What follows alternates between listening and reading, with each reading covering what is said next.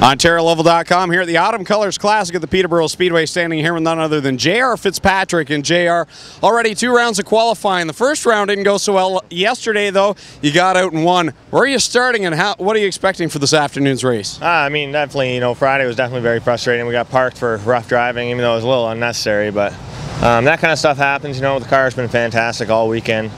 We finally got it figured out. I think we're one of the quickest guys here, so really excited. In terms of where I start, I have no idea yet. All I know is I'll be somewhere 15th or 17th, something like that. So I have a long way to go, but I think definitely we have the car to do it. It's been fantastic, and we're just reviewing our notes here and what we think we got to do and make it better for the race, because I'm still just a little bit loose. So, race car drivers were never happy. Now, as a Canadian Tire Series driver, you're used to the long-distance races. You know what patience is all about. But you're driving against drivers that run the shorter races all year long. Do you run more defensively for the first 75 laps, or are you still on the offense going towards the front? I don't know if I have the more patience than everybody. I mean, yeah, I run long races, but, I'm still learning the patience stuff myself. But, 111 laps, it's still not that long of a race, but it's long enough where I think a lot of people are going to get in a lot of trouble. And, starting from where I got to start, it kind of sucks, because there's a lot of people that might be in the middle that I'm a little bit faster than.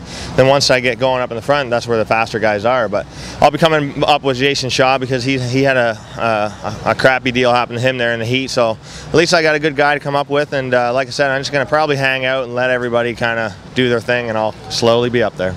You've had this car out only a few times this year. Talk about this deal, and sharp-looking paint scheme and a great sponsor. Yeah, thank you. I mean, the car's fantastic. We ran it at the Kyle Busch race, and it was brand new that night.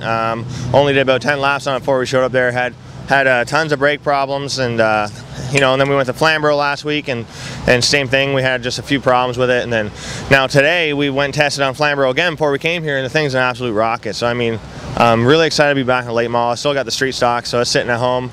I just thought it'd be a little too much, to do 2 cars in one weekend, but you can't ask for any more of a gorgeous weekend. The place is packed. Like, this is awesome, and really excited. And Equipment Express has been on this car all year. It's one of my dad's companies, so sponsor of a sponsor.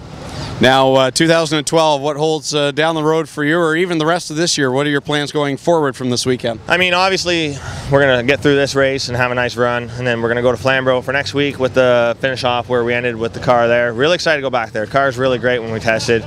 And then I heard there's a Frost Fest for the Thunder car, so I have to go to that. Like, I cannot not go to that. So we'll do that, and then working on some stuff for possibly Florida from when I go, and then probably NCATS again, and maybe I got some things in the works for nationwide stuff, but it's not ready to be announced yet. Well, there you go. That's JR Fitzpatrick getting ready for the Autumn Colors Classic here at the Peterborough Speedway. I'm Greg Kellman for OntarioLoval.com.